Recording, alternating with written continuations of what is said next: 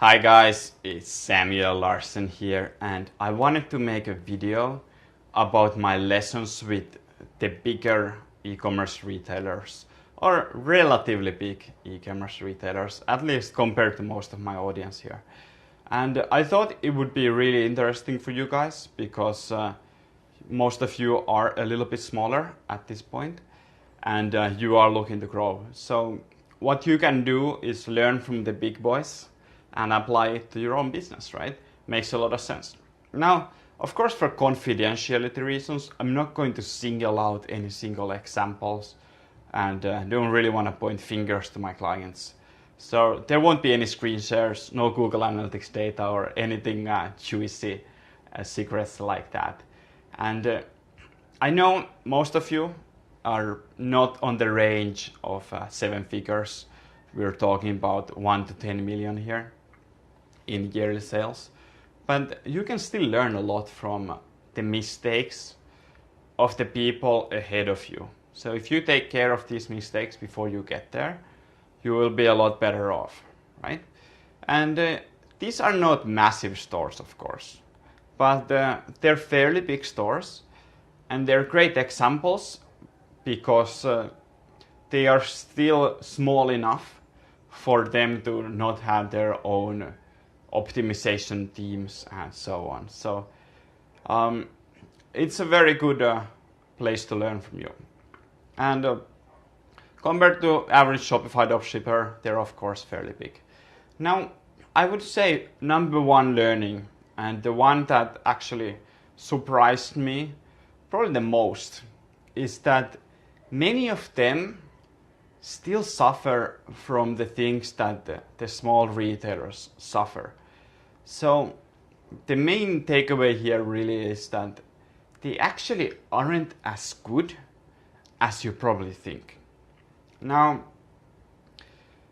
they have mistakes on their sites, pretty obvious mistakes sometimes. You take a look at the mobile and it's complete, very bad. Yeah. So there are mistakes, but oftentimes the mistakes that they make are just less obvious. Because smaller retailers, they can make big mistakes and they are not really necessarily picked up by anybody. But with these bigger companies, there's more people to notice them. So the mistakes are less blatant, but there are still mistakes and a lot of the similar mistakes. Now, they are not terrible, but they are not great either. So for these clients, it's a little bit more difficult to find big wins and those easier low-hanging fruits, but they're still there and they can still be found. Now, often in the very beginning of the engagement with these clients, we are actually able to make them a lot more money than to the smaller clients because even though the actual sites are not as bad, but because they have the traffic, because they have the scale, even the smaller wins on a big site can turn out to be huge because you just have this massive multiplier behind everything. So that's why I really like to do optimization for these bigger sites. Now, finding number 2, and finding that is probably not really concern for most of you, is that they are back-end focused. So they focus on providing a superior product. They take pride in their product more than they take on their actual size. Now, of course, here we are suspect to a couple of things. First of all, sample size is fairly small, so I haven't worked with thousands of big companies yet. And also, another thing is the survivorship bias. So this kind of people who are more focused on their product are more likely to come to me because they have less focus on their website in the beginning. And they, at some point, they realize that there could be a big wins to handle here, but they're not necessarily capable of taking it themselves. But I still see a fairly big trend here where these companies that are over $1 million, they have this back-end focus and they take pride on their product. And of course, also like they take pride on how the back-end functions, how that the shipping is done well, that the package arrives in a fashion that really provides a good image of the company. So they're not just thinking of making a quick buck.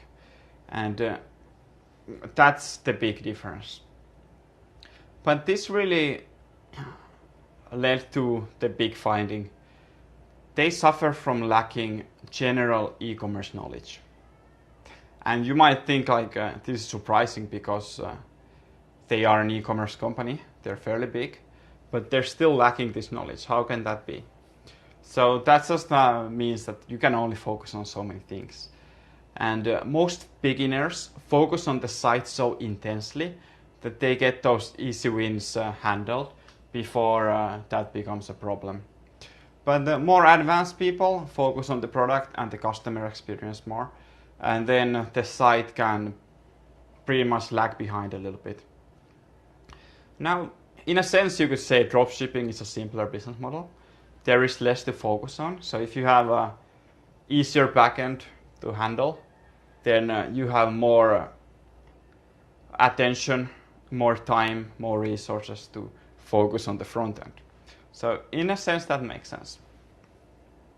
Now, a really surprising finding, a third finding that I would say, is that many of them still lack tracking and don't really plan their results. So they're run in a very ad hoc way where it just seems kind of random. Sometimes they do some things and sometimes they do some things, and then at the end of the month they might take a look at the numbers, if then, and realize like, okay, this month we did do well or we didn't. But many of them actually didn't even have their own KPIs clearly defined. And they didn't even know what kind of metrics were really important to them. And they were still measuring stupid metrics like conversion rate. Oh, we just want our conversion rate up. Like, yeah, but what about the average order value? What about optimizing for the products that have the highest profit margins? What about all the other stuff? What about engagement? What about resells? And so on. Those weren't really a focus for them. That was really surprising. So the goal was always just more sales, improve the conversion rate in a very ad hoc way. And this, I think, is a result of still being somewhat small, so that they lacked a proper finance person. So first of all, what gets measured gets managed, and if it doesn't get measured, it doesn't get managed. But also, if there is nobody that has the responsibility, then it's also likely that nobody's going to take care of it, because small businesses are very busy places, and they're just trying to like keep it together in a sense. So they're always super busy. And when it's nobody's job, it's nobody's responsibility really. So you have to allocate time and resources for that. And often it was actually me leading their optimization program who came up with the KPIs and the goals, not them. And we kind of like backtracked here and like, so, okay, this is how it was converting on these key performance indicators, on these measurables, and then we changed things and started optimizing from them. But it wasn't a clear priority of order of the KPIs. So that is it. That was my top 3 lessons that I learned from optimizing e-commerce stores for 7-figure companies. We're talking $1 to $10 million businesses here. And hopefully you can take care of these issues and growth pains before you hit this magical $1 million businesses mark. So I really hope many of you will get there. It's a nice place to be.